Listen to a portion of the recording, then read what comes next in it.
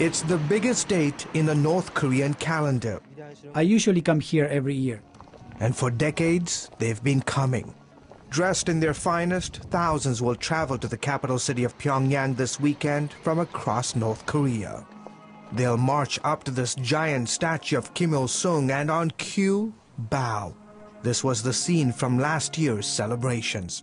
The Korean people will definitely build up this country into a great and powerful nation by 2012, which marks the 100th anniversary of the birth of great leader Kim Il-sung.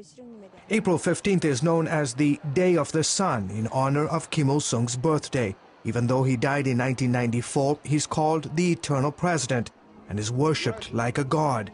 The 100th anniversary is a significant milestone. It makes me miss him even more strongly. As millions of North Koreans celebrate the 100th birthday of Kim Il-sung, here in Seoul, South Korea, millions of Christians are praying that revival hits the communist nation. All week they've been meeting in churches, homes, and small groups to ask God to tear down the walls of oppression in North Korea. The people there have suffered for so long, something has to change. When you look at the situation in the natural, it seems impossible. But with God, nothing is impossible. We just need to keep praying. They've also been praying for North Korea's secret believers. Peter Chung has family there. He defected to South Korea several years ago. He's also the first ever North Korean to earn a theology degree. I have family and friends I have not seen in years. I cannot imagine what they're enduring. Trying to get precise figures on the number of Christians in North Korea is extremely difficult. Dr. Lim Chung-ho is a professor at Kosin University in South Korea.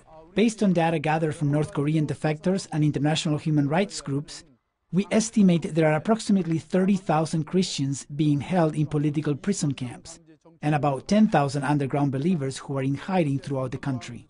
Peter has met several of those underground believers. He travels often to North Korea. CBN News agreed to conceal his identity to protect him. He says the persecution of Christians has intensified since the death of Kim Jong-il.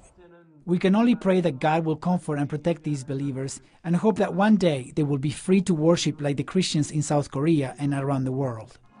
As North Koreans gather this Sunday for the historic anniversary, Pastor Chung is encouraging Christians worldwide to use the day to pray for God to do the impossible in his homeland. People talk about regime change in North Korea. Yes, that may help, but that's not going to ultimately bring change. We have to pray for the leadership. We have to pray for a powerful spiritual revival to sweep across the country. George Thomas, CBN News, Seoul, South Korea.